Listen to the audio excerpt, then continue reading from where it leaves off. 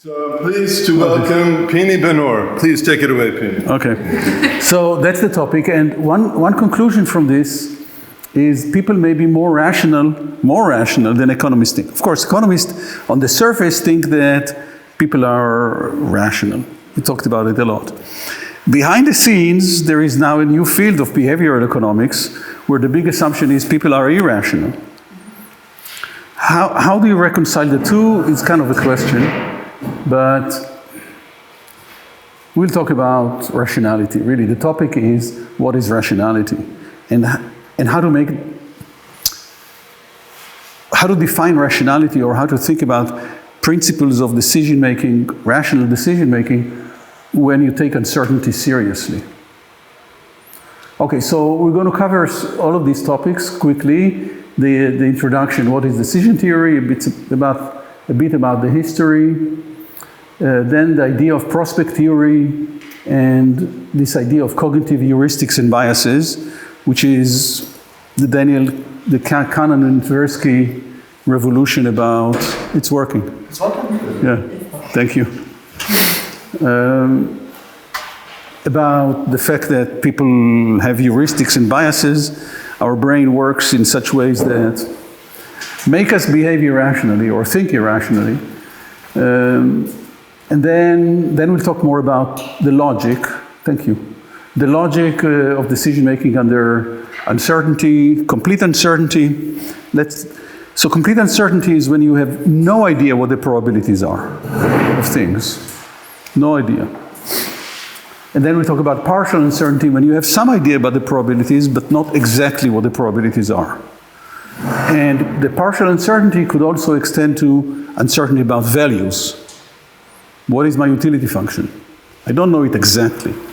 Do I get 5 units of value from this thing, or maybe 7, or maybe 3? Maybe I'm uncertain about that. So then we'll talk about a theory of making decisions that takes into account these kind of uncertainties. And most of the time we'll spend on these 2 paradoxes by Ellsberg and LA. These paradoxes, like often in the history of philosophy, a paradox stimulates logical investigation. And this is the case here too. Okay, so what is decision theory? So there are 2 aspects of decision theory. One is how people and institutions actually make decisions. It's about their behavior, and it's empirical. And this is what, these days, cognitive psychology, there is a whole field of decision-making, and in business schools, organizational behavior is about that, right? And then there is a normative side, which is how people and groups and institutions ought to make decisions, which is really about the norms for good decision making, and therefore about what rationality is. So there are 2 aspects to this. So there are connections and origins philosophically to this. So what is rationality? Well, we have Aristotle 2,500 years ago who defined being human as being a rational animal. So rationality is essential to being human. And then we have Francis Bacon. This is what, 12th century, 13th century, 14th century? 16th century? Yeah, you're right, because there is a claim that he wrote Shakespeare. Yeah, I don't like that. So yeah, 15th, 16th century. Okay, so Francis Bacon, to be rational is to believe in science. This is after the beginning of modern science with Galileo and others. What else? And then there are these fields that are about the study of rationality, which is deductive logic. Deductive is when the conclusion follows necessarily, logically, from the assumptions. Inductive logic is more about probabilities. And statistics is the modern kind of version, some people would say, of inductive logic. So all these fields are influenced heavily by decision theory and influence decision theory. And then there are consequences about ethics, which is about what to do. So many philosophers over the history of philosophy tried to connect rationality with ethics.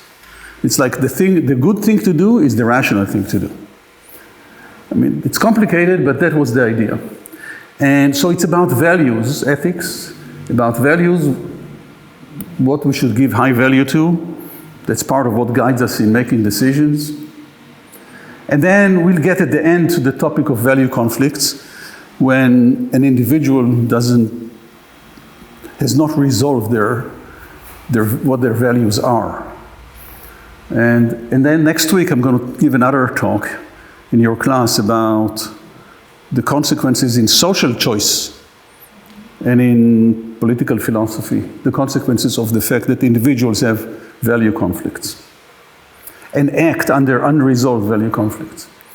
Okay, so decision theory is related to this family of modern disciplines, and you can think about it as in the foundation of economics, the foundation of statistics. The whole Bayesian approach to statistics basically says that accepting a statistical hypothesis is a decision. So you model it on a decision theory. In expert systems, in AI, that's related in many ways. The new cognitive psychology, which we'll talk a little more about, foundations of social sciences. You discussed in your class earlier the idea of methodological individualism, which reduces analysis of society to analysis of individual behavior, maybe individual economic behavior, individual rational behavior, and all these other fields. And on that's what we have been doing in your class. With the cost-benefit analysis. Right. Yes. Question. Sorry to interrupt. You don't have change in the slides. Oh, that's not good. Yeah. What about now? No. Oh my God. I apologize to everyone. So why is this happening? So what do you see now in Zoom? The same. No, wait. What do you see now in Zoom? Black screen. Blank screen. That you are talking with. Yeah. So nothing is shared. Okay, what do you see now in Zoom? Sharing. Slide, but not in the full mode. We do PowerPoint. Wow. Okay, so something is not working. It's only the first. I see.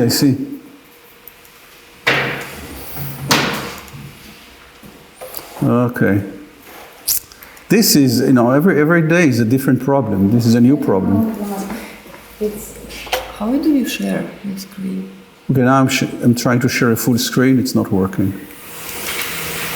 Now let's try to share. Okay, just a second. But still. So there's something, one of these things is not working. Why I try? What? I will try to. So let's share. Yeah, we need help. Here is the presentation, right? Yeah. Okay, now what? Let me escape from this just a second. Because now there is another issue. Okay. No, because you are. No, wait, now it's changing. Yeah. Let's try this now. So what do you see on Zoom? You see the right thing on Zoom? Yes, you see this. Okay, this is working now. Yes. This is working. But it's not. It's not changing on Zoom. No. So that's the problem. It's changing on the screen, but not on Zoom. So the Zoom sharing is a problem.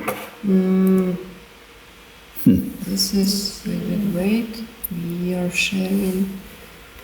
Maybe we can share the whole screen. And then Okay, I try to share the whole screen. Yeah. But this is not my screen. The problem is this is... Okay, now We see this slide. you see this But slide. if you put it on presentation mode, yeah. I can't even put it on present. Oh, now I can. Yeah. Okay, now it works. change it so to see. Okay, so now it works here and it works there. I don't know what you It did. works as a presentation mode, the same, but it's. And this works. Yeah. Okay, let's try it now. Thank you. Okay, so Working now? I'm going to share the slides again. So we talked about, Okay, it is working now? yeah, The sound, check, ask the people online. The sound is working, video, visuals are working, everything's working. Yes? okay, thank you everyone. So we, Yes? Everything. so we talked about what decision theory is, normative, rational. We talked about the philosophical origins with Aristotle and Francis Bacon and some of the other fields here, ethics, utilitarianism, value conflicts. Yes. Okay, we got it. Okay. What's the problem? The Zoom was not doing the same thing as on the screen. That's the problem. No, we got it. We fixed it. Okay, so these are the fields that we talked about that are related very closely to decision theory, influenced heavily by decision theory. By the way, my PhD work in philosophy was in decision theory with this guy. Yeah. Okay. So a little more about this idea of normative versus descriptive. I'm going to go a little faster. So normative is about how decisions should be made, and the descriptive is how decisions are actually made. In economics, it's a bit of a problem. You discussed it in your class last time. There are two issues with normative versus descriptive. One is that some economists don't allow even the distinction. They only care about what people do, and they say what people do is rational or approximately enough rational, and that's good enough. And there is a big problem here because the phenomenology, there is a great complexity to human thinking and human behavior. The phenomenology of human reasoning about values, about decisions is very complex, and a lot of it is ignored by economics. The other problem, and that's what I'm going to talk about the rest of the time today, is the problem of having a too simplistic theory of what rationality is. And, okay, it's enough. So too simplistic theory of rationality, and really it has to do with uncertainty. Okay, so a little bit of history. So the people who started dealing with probability, Pascal, Fermat, there are two famous problems. Pascal, I'll show you in a minute, was religious, and he wanted to justify rationally his belief in God. So that's a famous example I'll talk about in a minute. And then Fermat, famous with Fermat theorem, was one of the first who was interested in gambling, which required analysis of probabilities. So let's talk about the so-called Pascal wager, because it illustrates the basic mechanism for decision theory. So the question is, why should you believe that God exists? And Pascal wanted to give a rational argument. So he says, look, I have two options. Either I believe in God or I deny the existence of God. Two options. There are two outcomes, two facts, or two states of the world. Only one is a fact. Either God exists or God doesn't exist. And there are certain consequences with values. So you can fill up the values here. What happens to me if I believe in God, God exists? What happens if I deny the existence of God and God exists? That's where I could go to hell, and that can be big trouble. So there are values, and I don't know, maybe I don't know, I have doubts about whether or not God exists, so there are some probabilities to these outcomes. And what you do is you calculate the expected value of each option, and you choose the option that has the highest expected value. That is called strict Bayesianism. So we'll talk about it a lot more. So, for example, what if these are your values and probabilities? Let's say you think that there is very low chance that God exists, and your values are like this. If God does exist and you believe in God, you'll have a happy life. So there is a large number, 10,000. If God exists and you don't deny the existence of God, you get punished. So you get minus 5,000. And if God doesn't exist, it doesn't matter very much. So there are small numbers here. Well, if you calculate the expected values under these numbers, these probabilities and values, you get a negative number here, a positive number here. So the better decision, the winner that maximizes expected value, is to deny the existence of God. But what if this is not -5? What if you go to hell? And that's really bad. So this is 5 million, -5 million. So you can see that if this number is large enough, no matter how small the probability of the existence of God, the rational choice is to believe in God. So this was Pascal's argument. And the framework is decision theory. So he really is the one who started this, even though it's called Bayesianism, after Thomas Bayes. Okay, another example. Could I? Sure.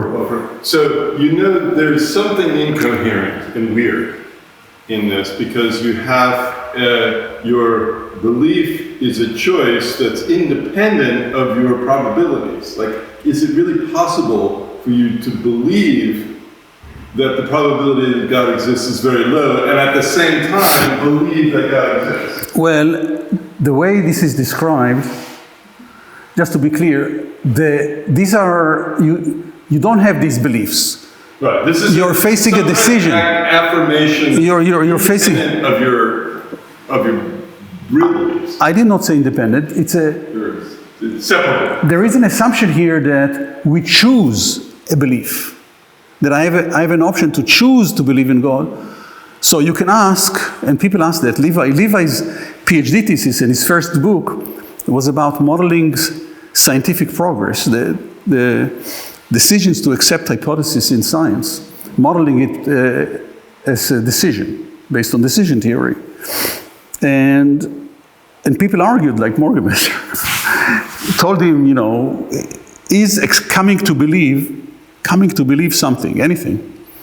You know, I wake up in the morning, I look at the sky, and I come to believe that it's going to be a nice day, it's not going to rain. Did I choose to believe that? So some people say, you don't choose to believe, you come to believe somehow, but you don't make a choice to believe. However, in science, it's a different story. Science acts like it's a very communal thing, many people thinking together, and it progresses in such a way that you can say the community of science comes to believe. And the way it comes to believe, there is a lot of deliberation. So, okay. But you're raising very interesting questions in epistemology that I'm not going to get into. Yes? Please clarify how you can estimate the outcomes of this belief. Well, you keep asking this question in the class. Right now, let's take it as given. Some people come with their estimates. How do they do that? By the way, there is a whole technique of doing sensitivity analysis. Which is useful when there is uncertainty. But again, I'm not going to get into that. There is a question on the chat. How do we choose the probabilities? Okay, same. So my answer is the same for now. How do you choose probabilities? By the way, statistics is about that. Statistics about statistical inference. So there are techniques, scientific techniques to estimate probabilities, but they're not useful for many practical problems, or they're very difficult. I mean, practically, statistics is not going to help us estimate the probability of God's existence, right? But the idea, and this is the idea in economics, people come, when they make decisions, they have a probability. They have some probabilities in their heads. How they come to it is a separate question. So, and it's a question that generally I'm not going to discuss today. It's a huge topic. The question I'm going to discuss today is what when there is uncertainty about the probability. I don't know exactly. So, which is not the same as the question, how do I know anything about probabilities? Look, think about the weather. You have many pieces of information to use. There is a forecast, there is your own experience. Okay. So, the casino. So this is Bernoulli's problem, which is very important in the history of economics. So there is a new product, a new game in the casino.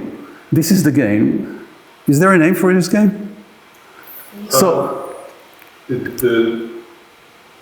Okay, a fair coin. St. Petersburg Paradox. St. Petersburg Paradox, yes.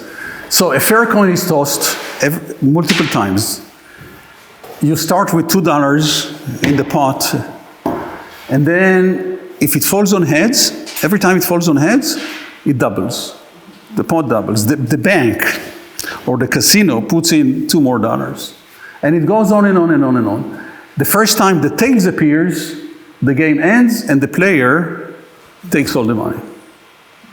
Now, so this is the game. Now you have to pay to play the game. The casino is not going to just put the money in there for you to take. So the question is, how much will you pay rationally? What is the rational price for playing the game? It's like a ticket. I have to buy a ticket. What's the price of this ticket? What's the maximum price I'm willing to pay? Well, so you calculate the expected value. The expected value is, with probability of 1/2, you get 2.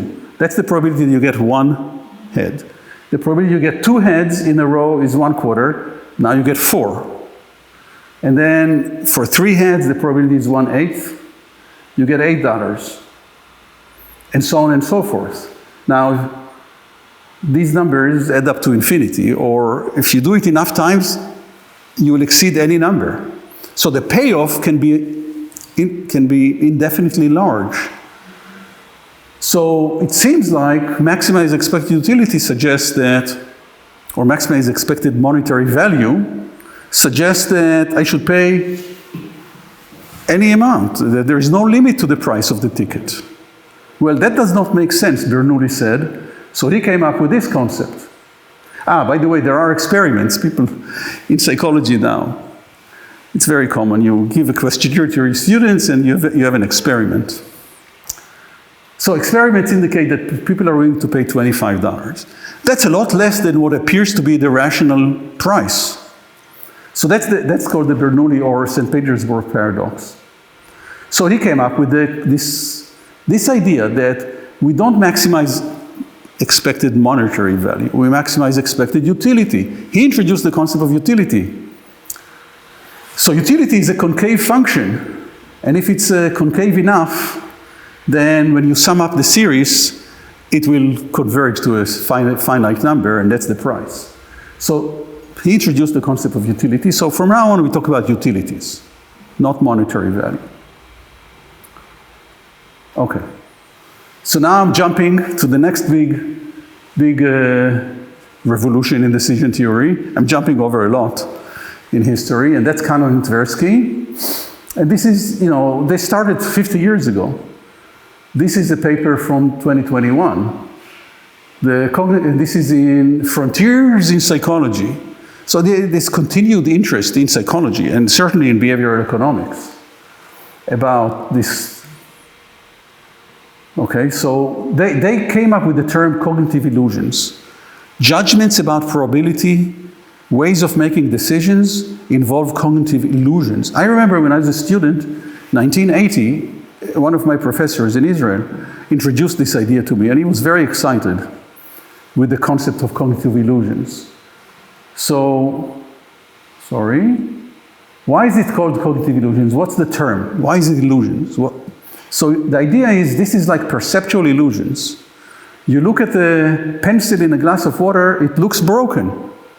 Can you see it not broken? Try very hard to see the pencil not broken.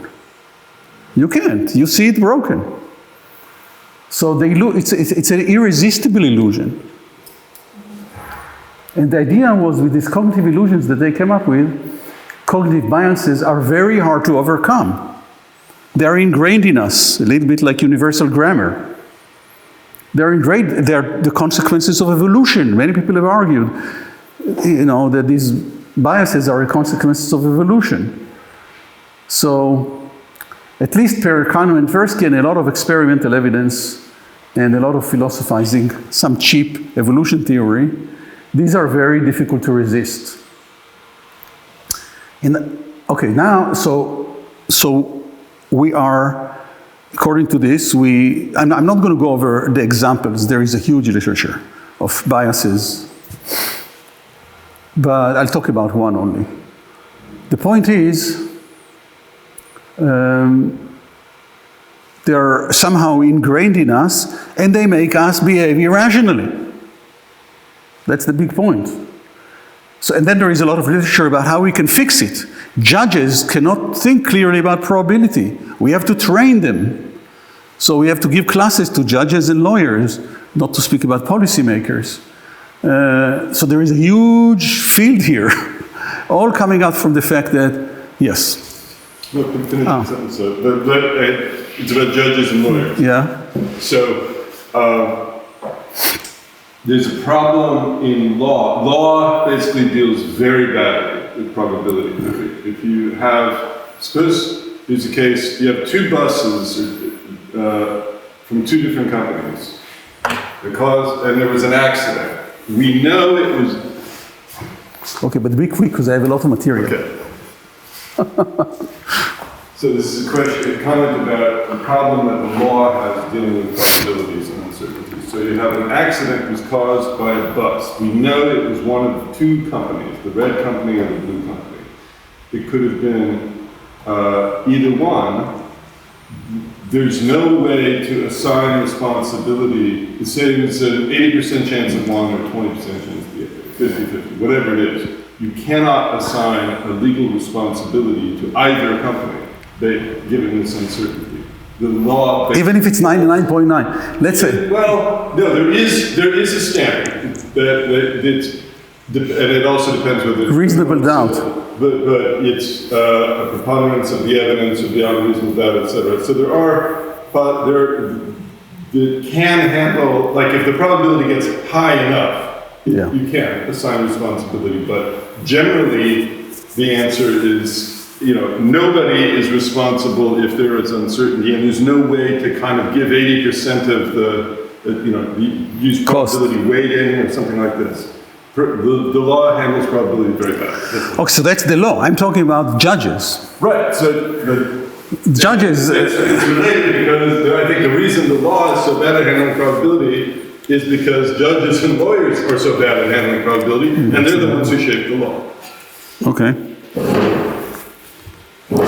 So that's that literature. Now, I want you to compare for a moment this idea to, there is a famous idea in the history of computer science and cognitive psychology, Herbert Simon, called bounded rationality. So this idea is, yes, we are not rational, but this is because we are computationally constrained. We cannot spend infinite computational resources on making decisions. The brain, doesn't have the resources. So partly that's how we evolved. We evolved to take into account that sometimes we have to make decisions very fast. One of Cannon's very successful books, more recent books, not very recent, is called Fast and Slow. Fast thinking and slow thinking. Thinking fast and slow. So, but this is an idea from 1950s that really gave a lot of shape to computer science and AI early on. But that's not the same, right? So the idea of Kahneman and Tversky is that, we have all these biases that are cognitive, psychological. They're not just consequences of the fact that we have limited time to make decisions. But it's interesting to compare the two ideas. They are not unrelated. Okay, now, one idea from Kahneman and Tversky is called prospect theory. So the idea of prospect theory is that utility functions are not just like this. They're actually like this. There is some point, an inflection point, some reference point, and from to the left of this, the curve looks like this, and this is kind of loss aversion. So, and this reference point is very important. So let me explain quickly what happens. So what happens is, look, think about a simple example. How much am I willing to bet in a casino? Am I willing to bet? Should I be willing to to spend $1,000 some night in a casino. Well, let's say I have $5 in a bank, or $1,000, or $2,000 in a bank. Should I spend $1,000 in a casino and risk it? What if I have $100,000 in a bank, or $1 million in a bank? I can be a lot more casual about spending, risking $1,000 if I have 100,000 or $1 million in the bank versus if I have very little. So that's a very basic human phenomena.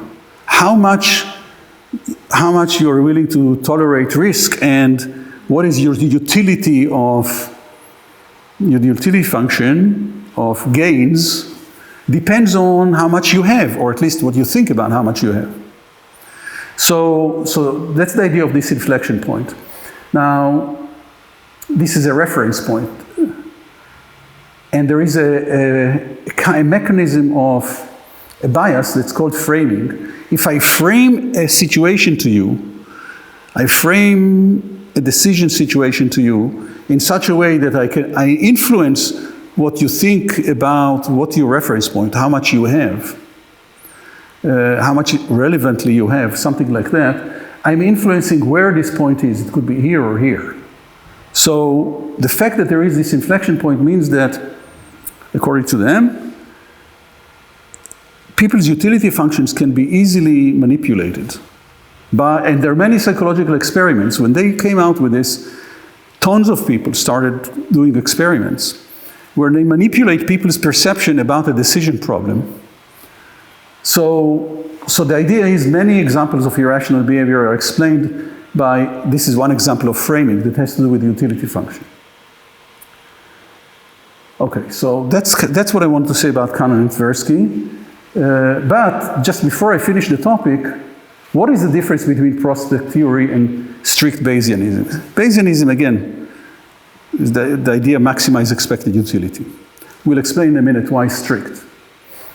So prospect theory does satisfy key assumptions of Bayesianism.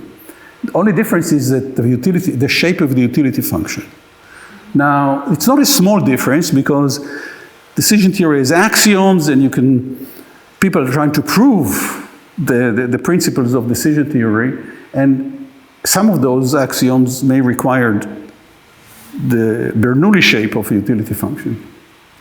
So it's not a trivial deviation, but still, how you take uncertainty into account is the same. So there is no huge difference between prospect theory and Bayesianism, but there is a difference, and their key idea was not only that this is the shape of the utility curve, but it's easy to manipulate the reference point.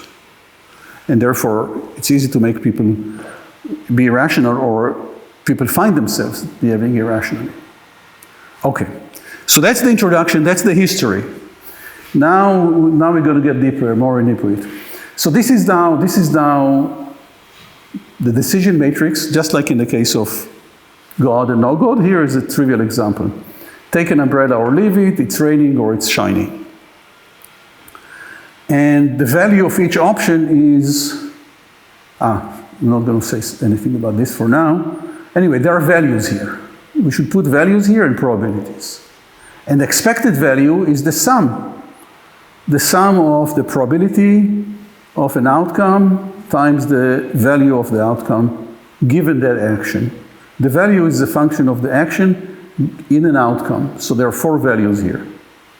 And strict Bayesian decision theory is this. The rational choice is the one with the highest expected value. That's it. However, so these are just some examples. If you have these values and these probabilities, the higher expected value is take the umbrella. 50-50, and these are the utilities. So in this case, if it rains and you leave the umbrella at home, you get wet and you don't really like it. Now here, the probabilities are different, more likelihood of rain, but if you take the umbrella and you're wrong, this person feels terrible about carrying an umbrella in a shiny day. In London, it's not a problem. It's a sign of being dignified, walking around with an umbrella in a bright day. But some people say, how can I be so stupid? I can take an umbrella. And you don't want to appear stupid. So a person like this, actually leave the umbrella is better. Even if the probability of rain is higher. So that illustrates the concept. Maximize expected value trades off probabilities and values in a right way. That's it. That's the theory. Okay, now we're going to start talking about what's wrong with it. So there are assumptions. So one assumption, I think you alluded to, Athena, the probability, in this theory, a probability is a column. Every column, every outcome, every state of the world has a probability. So the probabilities don't depend on the action. You said it a little differently. But there are cases when the relevant states, probabilities depend on the actions. And in game theory, that's definitely true. I'm not going to comment on it. This is a very small problem. It's a trivial problem because if the probabilities depend on the action, we can also take let's say we have two actions. Instead of having a 2 by 2 matrix, we'll take every column, we split it into two columns. One column is the state given this action, the other column is the state given that action, and now the framework works. We just have more states. We split the states based on the actions. So the framework still works.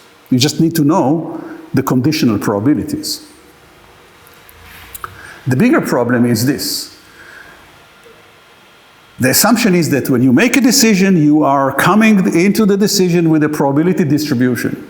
You know the probabilities, these are numbers. And you know the values.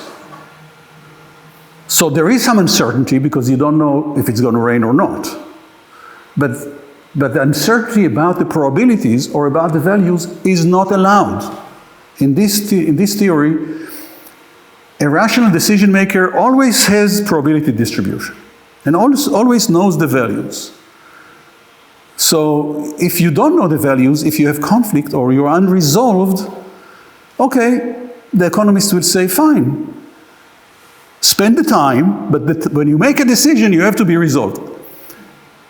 So the rationality does not even apply if you have conflict or if you're uncertain. That's a huge problem. That's what I want to say. Okay, so this is the question, right? Does rationality rationality per se, does it require that decision should be made with resolved single values? That's the question. And according to strict Bayesianism, yes. And according to others, no. So let's now develop further. So first of all, what do you do? So to get an idea of how rationality can work when you take uncertainty seriously, the first thing that people did in the 50s is they asked, what if I don't know anything about probabilities? I don't know what the probability of rain is. It could be anything, 0, 1, 2, or even 1. I don't know anything about the probabilities. No knowledge of probabilities. Complete uncertainty. So you have decision situations like this. There are no probabilities, but you have values. There are 3 options, and these are the values of the outcomes of the 3 options. So look quickly at these decision matrices of these two. These are 2 decision situations. So the question of, is there any rational recommendation any recommendation based on rationality that can be made about how to make decisions like this? Okay. Any ideas? Maxim said that there is strong dominance in each table. Strong dominance. Well, actually, there is strong dominance in each table. Okay, this table has strong dominance because option C, no matter what the outcome is, option C is better, strictly better, than any of the other options. If it's O1, C is better. If it's O2, then C is better. Strictly better, right? So this kind of thing is called oops. Why don't I have this? No, I don't. Oh, I have it here. So, voila. So this option strictly dominates or strongly dominates. So correct. This is weakly dominate, if you ask me, because why? Why it only weakly dominates? In option 1, because in the option 2, in O2, this is not strictly better than option A. So it does not strictly dominate. It weakly dominates.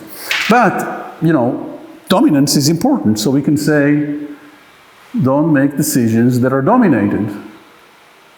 Avoid dominated options. And you can say that's a very basic principle of rationality when there is complete uncertainty. Voila. So rationality can tell us something. I mean, it can tell us something useful, but kind of trivial. Now, a little more sophisticated principle of rationality. So look at this again, complete uncertainty. Well, look at these decisions. Look at this decision situation. So let's talk about maximin. But the idea of maximin is look at each action and ask how much do you get in the worst case?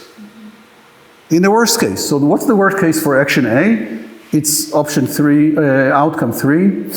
-1 is the worst case. What's the worst case for option B? 0. 0 is better than -1. What's the worst case under option C? It's, sorry, I was wrong, -3. -3 is worse. -3 is the worst case. What's the worst case in option C? 0. So the worst case under A is -1, -3, 0. So if you want to avoid the worst outcome, you don't know what the probabilities are. It's kind of rational to at least avoid the worst case. So the idea of avoid the worst case is like a little bit of a generalization of dominance, avoid dominance. And it's called maximin. Maximize the minimum value of a possible outcome. So that's maximin. There is another version, maximax, which is maximize the best value. So now some people have criticized these ideas by saying, you know, maximin is too pessimistic. It focuses on the worst case. And maximax is too optimistic. It focuses on a best case. So somehow this is wrong. And then in the 50s, 1950s, Hurwitz came up with this optimism index, which is basically take a weighted average of the min and the max. The min, the worst case scenario, the max is the best case scenario. Because something negative, you could end up with small numbers. But the idea is, I give some weight to being optimistic, and a way, it's like my mind is a little bit optimistic, a little bit pessimistic. I combine the two, and then I have a unique ranking to choose. This idea never caught up, and many people have criticized it on logical grounds. But maximin, that's stuck. So that's generally recognized today as a good decision principle of rationality, a good rationality principle for decision making under complete uncertainty. Okay, so what, yeah? If you had probabilities, but you're extremely, if you had probabilities, but you were extremely averse to risk, then you would do the same thing. You could do the same thing. You'd have the same decision. Right. Good, thank you. Okay. Okay, so that's decision making under complete uncertainty. Now we want to learn something from it for more realistic cases. So this is just terminology. The lowest outcome value of an option is called the security level. So maximin is like maximize your security level. So now we can have a new principle which says a modified admissibility. Admissibility means avoid options that are dominated, but avoid options that are not admissible for some reason, they're not acceptable. So we want to choose among options that are acceptable, the one with the highest security level. Okay? There is still a question what to do when two options have the same security level. If they have the same security level, then you cannot choose the maximum because it's ambiguous. We'll talk about that in a minute. Okay. So that's decision making under complete uncertainty. Now, what about partial uncertainty? Okay, so we're going to talk about these two paradoxes. They're a little different. In Ellsberg's paradox, the uncertainty is about probabilities. In LS paradox, the uncertainty is about values or utilities. They are called paradoxes because people appear to behave irrationally. They're not logical paradoxes. There's no contradiction. But if you believe that people should behave irrationally and they behave irrationally, it's kind of problematic. But they're called paradoxes. So I will explain the decision situations and what's behind them, why they're considered violations of rationality. So some of my discussion is based on the paper by Isaac Levine, 1980, from this journal called Economics and Philosophy. It's really foundation of economics, okay? This is Daniel Ellsberg. He's very famous. He's still alive. He's now warning everyone about AI. By the way, he's famous for publishing the Pentagon Papers about the Vietnam War, getting into trouble, getting the New York Times into trouble, and at the end, the New York Times won the... No, the Washington Post. The Washington Post, what it was? So the New York Times is going to publish the Pentagon Papers. The judge said they could not, but then the Washington Post published. And And then they were sued? in the end, they got away. They got away. Okay, they got away. So the Pentagon Papers were a secret history of the Vietnam War, which showed that the government was lying about the conflict. The government lying? What?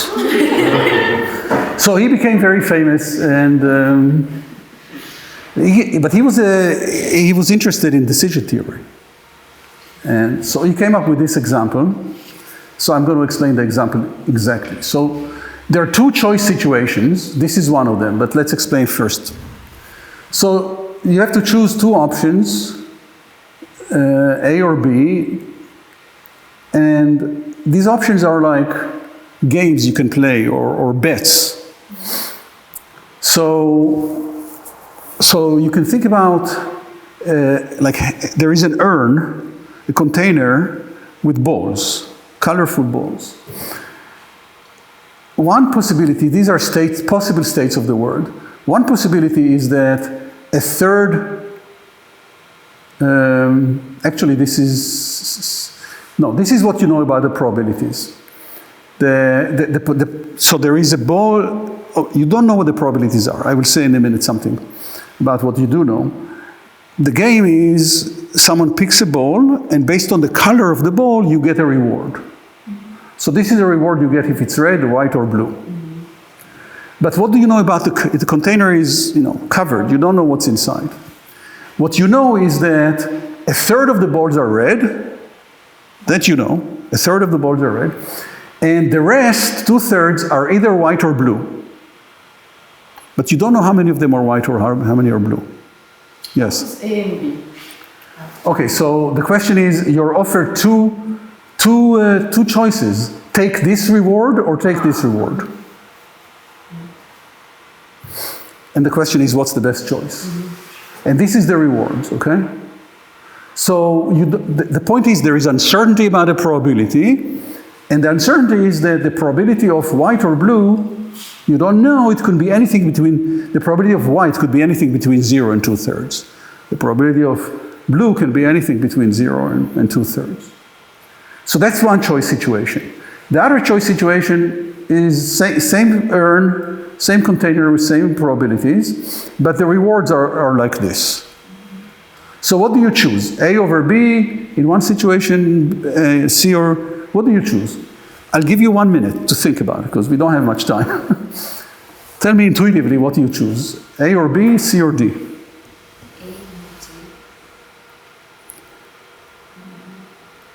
Anyone on the Zoom wants to? Well, I gave the presentation. The presentation was given to you. You can read what's going on. Anyway, yes. C and D. Well, you cannot do C. It's C or D. Okay. So you have to choose one here and one here. Katrina. A and D. A and D. You choose A in this situation and D in this situation. Okay, well, you're in good company. You're in good company. Most people choose A in situation 1 and D in situation 2. That is the Allais paradox. I'll explain why it's a paradox. Ellsbury. This is Ellsbury's paradox. So this is what most people choose. So let's look at what's going on. So first of all, from the perspective of strict Bayesianism, the probabilities are known. But according to strict Bayesianism, there is always a single probability that a rational decision making is using or should be using when they make a decision. Bayesianism does not tell you what the probability is unless you have a lot of statistics. If you have a lot of statistics, then you can do calculations. But it doesn't tell you what the probability is. It just tells you there has to be one. So what does strict Bayesianism tell you about this situation? It looks like it doesn't tell you anything. However, there is an axiom of Bayesian decision theory that includes something relevant. So again, people try to formalize like in the mathematical sense, decision theory and prove that under the right axiom, the only decision-making principle is maximize expected value. And they can prove that the utility function has to have this concave shape and so on, based on axioms. So one of the axioms is called independence of irrelevant alternatives. And there is also something related which is called the sure thing principle. I will explain it just using this example. So look at this example again. So what you see here is this outcome, you get 0 in both cases, for both choices you get 0. Here, in both choices you get 100. This is really the only difference between these two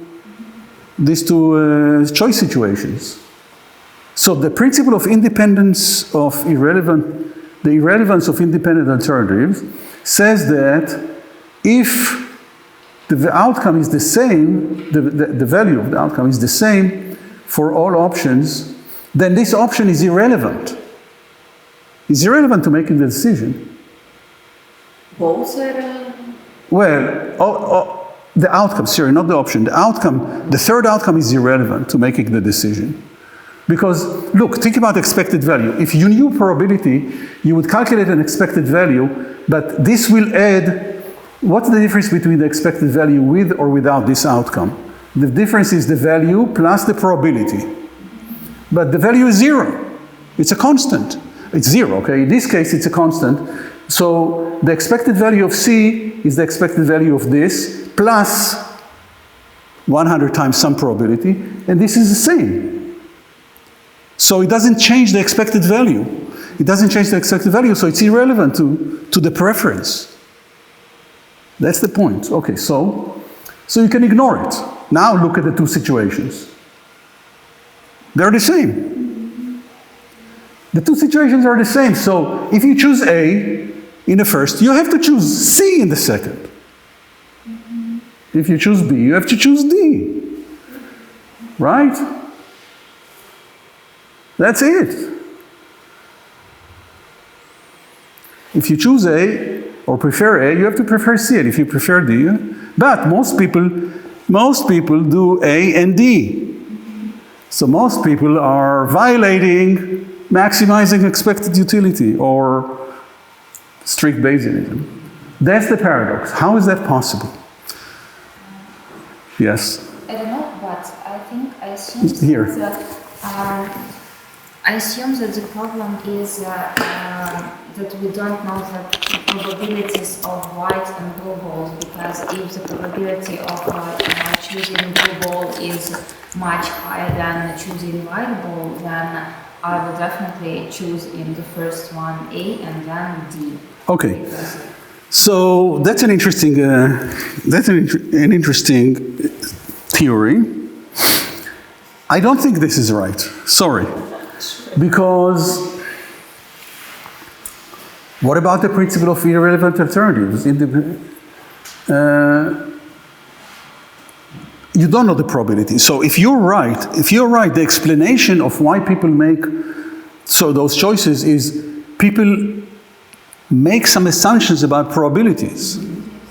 Okay, I want to deny it. I don't think people don't make assumptions about probabilities. They make decisions. We'll see if there is another explanation. The probabilities are unknown, and I would prefer to explain the behavior without assuming that most people make the same kind of assumptions about the probabilities. I don't think there is evidence that people make similar assumptions about probabilities. So I believe, Levi and a few others, that people take uncertainty seriously.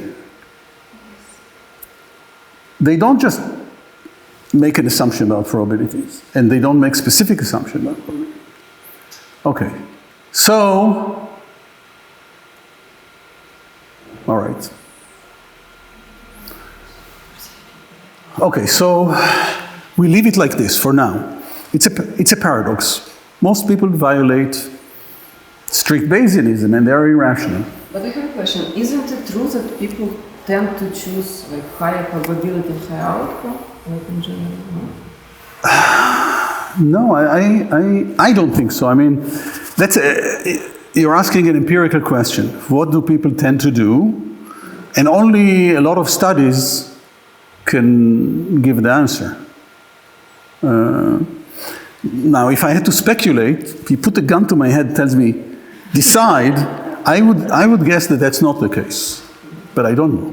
I don't know. Now, it's possible that people can be manipulated or maybe often, think about advertising.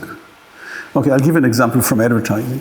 The question was, is it possible that people, most of the time, under some circumstances, make probability assumptions that are related to utilities?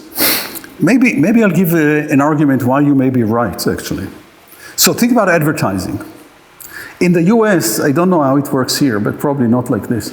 In the US, pharmaceutical companies can advertise drugs on TV. You don't have it here, huh? So in the US, we see, we should show a video like this. We see, if you watch TV, we see these commercials, 30 seconds or a minute, about some drug for, I don't know, some skin condition. And there are beautiful people, swimming and playing with their families, and, they don't wear a shirt because their skin is clear. And then at the bottom of the commercial, there is a long thing in small letters that says, the side effects of this are. And at the end of the commercial, after 30 seconds, someone reads this very quickly. And the side effects are increased blood pressure, this, and this, and this, and this, a long list of side effects, including, fatality. There are tons of commercials like this. The regulators require, mentioning the side effects. What you see is beautiful people dancing around with their children, and then you hear this. So, and if you have the skin condition, and then they tell you, ask your doctor about Ozempic or this or that. That's very common. So clearly, the commercial is meant to give you, if you feel bad about your skin problem, you don't want it to be seen, you're going to feel even worse. Why can't I be like one of these people, So they manipulate you to value something, and also they manipulate they don't want you to think that the probability of the side effects is very high. I don't know how successful they are, but they're trying. The advertisers are trying to do what you're saying. Maybe they're successful. Depends on if people are rational or not. There is a different concept of rationality. Francis Bacon's idea that rationality is believing in science is, don't believe something unless there is good scientific evidence for it. That's very different than listening to commercials or watching commercials. So what we need, if we want to see a reason, some rationality in the violation of or in the behavior, like in Ellsworth paradox, we need another decision theory. So Levi was the first, actually he's not the first, he's the first to formalize it in a certain way, but there were people already in the US, some philosophers, who try to generalize in various ways and include uncertainty, take into account uncertainty seriously. So his idea technically was that we have to allow multiple probability distributions. Probability distribution is simply an assignment of probability to every state of the world. It could be discrete, like if you have 3 states, 3 numbers. But if you have 2 probability distributions that are allowed, then their convex hull weighted averages are allowed. This is in Levi's theory. There are other theories. So if you have multiple probability distributions representing uncertainty about probability, then you can calculate expected value relative to each probability distribution. So that means that every option for action, instead of having one expected value, it now will have a number of expected values. Okay, so let's see what happens in this case if we do something like that. So the probability here is always 30, but the probability of O2 and O3 can be 0 or O3.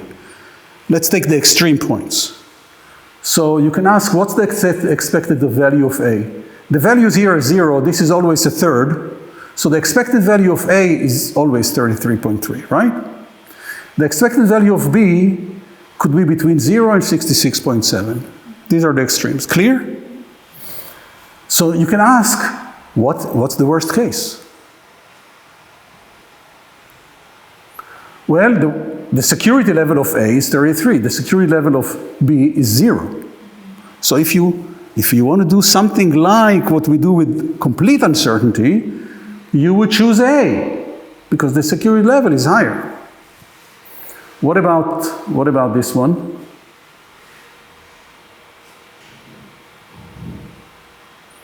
Okay, so same calculation. What about C? The probability of each of these can be 0. So in the worst case, it's 33.3, right? When the probability of this is 0. The expected value is still 33.3, right? What about this? Now here in the worst case, okay, what's the expected value here? I think I'm wrong. C can be 33 if this is 0, or it could be, if all the probability is here, then it's 100, so I'm wrong, my numbers are wrong. This is between 33.3 and 100. And what about D? D is, one of these is going to happen, but you get 100 in each case, so 2/3 times 100. So, but it could be 0, so I'm wrong. I did it last night quickly, or a couple of days ago. So D is between 0 and 66.7. That cannot be right. Is this right? Yeah, it's right, but the first one is 33 and 100. Can the expected value of D be, no. If this is 0, then this is 2/3. So you get 66.7. You cannot get less than 66.7. If the probability of a blue ball is 0. But the probability is not 0. The value is 0. So if you pick up a red ball, you get 0. Under D, you get 0. So I am wrong. I am wrong. So let's do this again now. Okay, so let's start with D. D, if you pick up a red ball, you get 0. If you pick up any of the other one, so the probabilities, this is always a third, this could be, well, it's at least one of these. Times 100. So we're calculating expected value. So the expected value of this is 0 times 1/3 plus 100 times 2/3. So it's 2/3. Yeah. The expected value of this is 2/3 under any probability distribution. The expected value is 2/3 times 100. Which is So this is correct. This is actually correct. I'm sorry. So this is correct.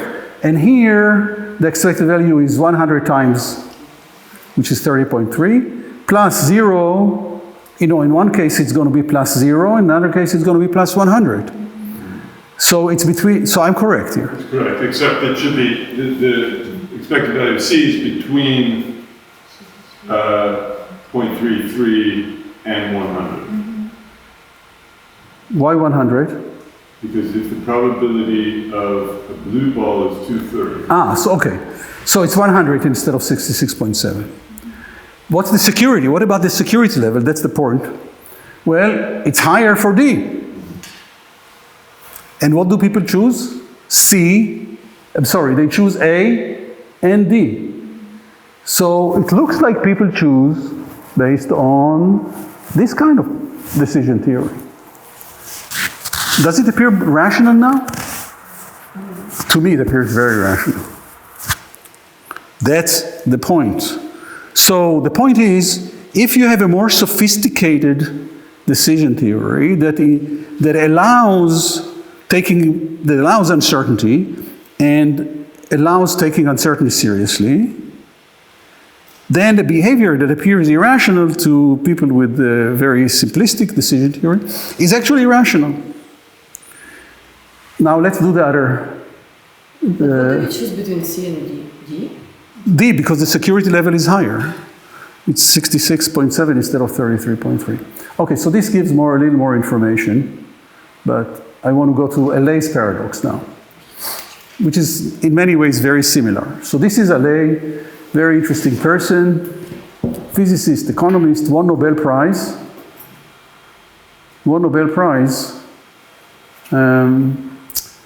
And there is an article about the history. This is one way to represent it. This is from Levi's one section in his paper is called Indeterminacy in Utility. So now we're talking about indeterminacy in utility. Let's look at the example. So here, again, there are two choice situations. This is one of them. So you have the same situation with not the same, similar, but not the same. Here the probabilities are known. The probability of a red is 1%, white 89, blue 10%. They add to 100. So the probabilities are known. But the values, well, let's look at the values. These are the values in one choice situation. And this is the values in the other. And ultimately, the example is about what if you did not know if the values are like this or like that. Okay?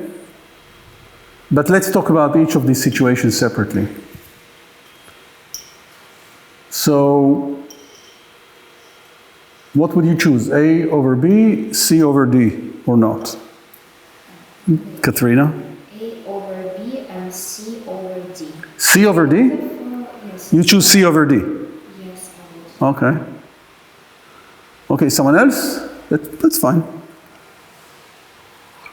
Well, what do most people do? Now you're in not that... I didn't... You didn't notice the 5 million? 5 million, yes. And think about if this was 50 million, okay? Yes. Then I will change it. Okay, so with these numbers, most people choose A and D. So, however, we have this principle of independence of irrelevant alternatives. So what's going on here? This column, here, column O, the state O, the outcome O, has the same values here and the same values here. 0 and 0, 1 million. So according to the principle of independence of irrelevant alternatives, you should ignore that outcome. If you ignore that outcome, the two decisions are the same. If the two decisions are the same, if you prefer A or choose A, rationality requires that you choose C. And if you prefer B, rationality requires you choose D.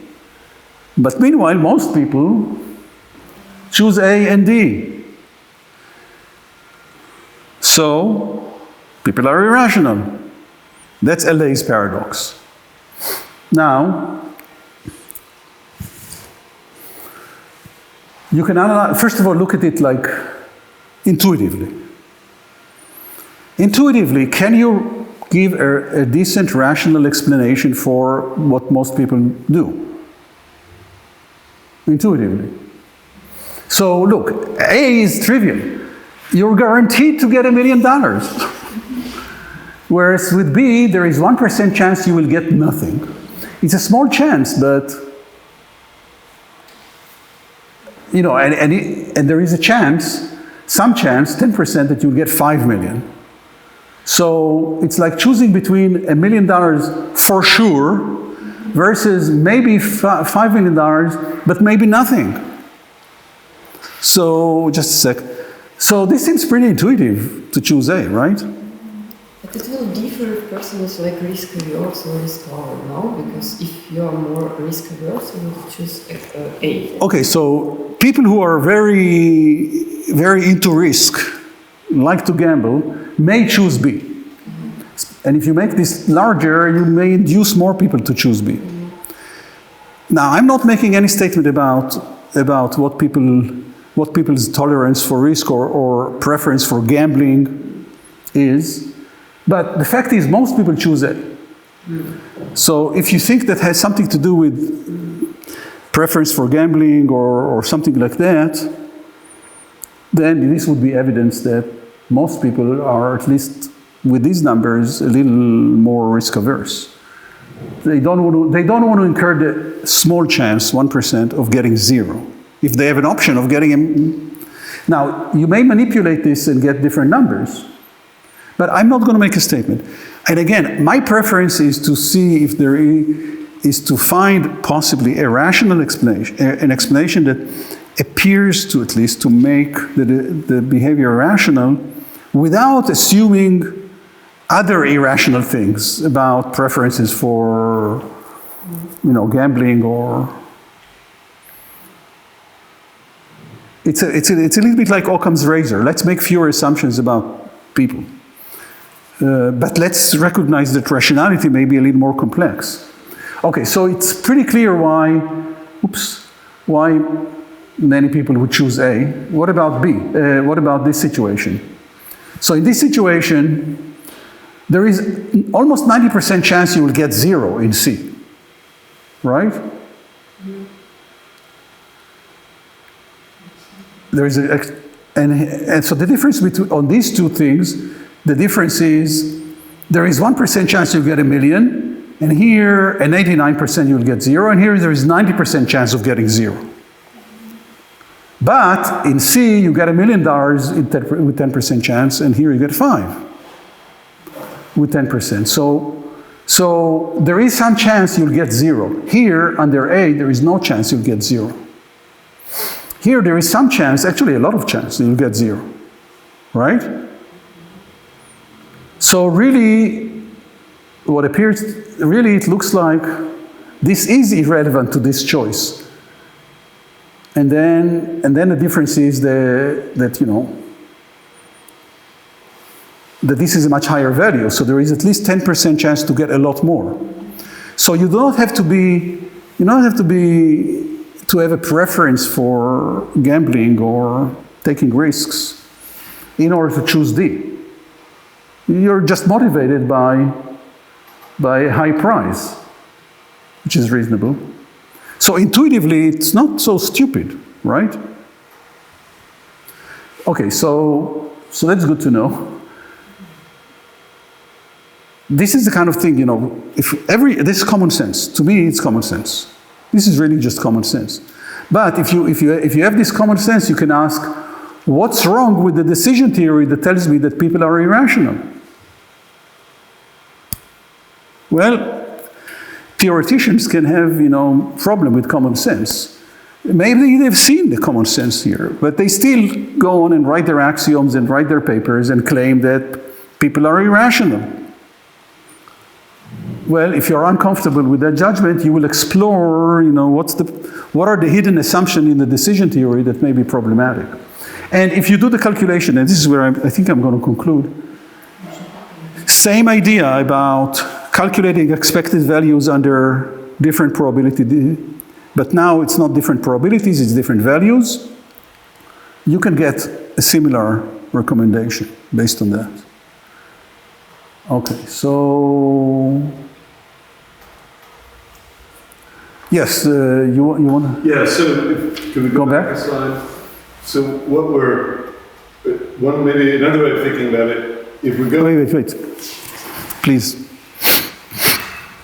Another way of thinking about the difference between the two matrices is, on the one hand, we're talking about a 1% deviation from, you take the probability of the bad outcome, getting 0. We're talking about, depending on which action you take, a deviation from 0% to 1%. In the second one, we're talking about a deviation from 89% to 90%. And that feels different. That somehow going from 0 to something feels important. But going from 89 to 90% doesn't feel important. Oh. Okay, so how does that change your choices in these two situations? My choices, I would go, I'm an expected value maximizer. Okay, so what would you do? So I would go for... Okay, so the question is this.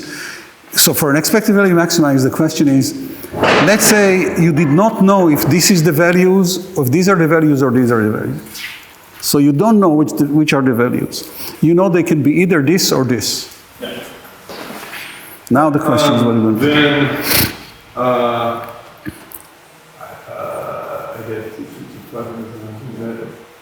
so I go for B and D. Sorry? I choose B and D. Okay, but if you don't know the values, really have only one choice. You have, let's say, A and B. I don't. You have A and B, but the values under outcome 2 could be 1,000,000 or 0, or anything in between.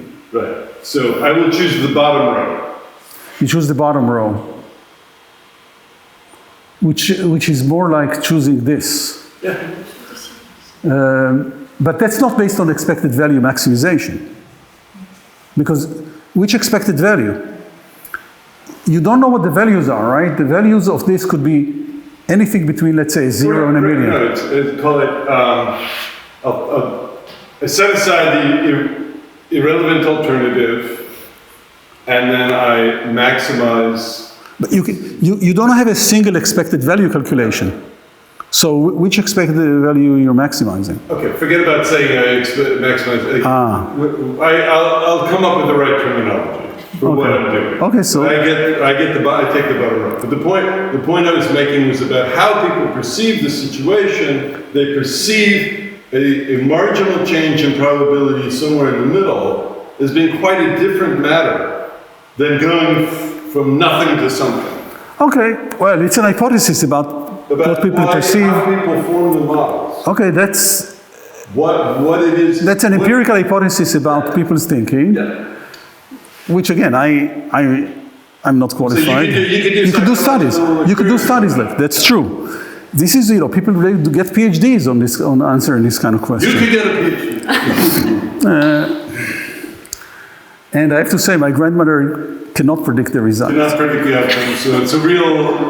It's a real study because, if my grandmother could predict the outcome of your PhD research, then... Anyway, so just to conclude, it's another example where people appear to be irrational, but maybe they are rational if you have a more sophisticated decision theory. So that's it. And maybe one last thing. So we talked about LA and Ellsberg's, these two paradoxes. now I'm challenging you to think about, if you are interested in this literature of Kahneman and Tversky and everything came out, a lot of other biases and claims of irrational behavior and the mechanisms behind this irrational behavior. At least some of them may have other explanations that paint people as more rational.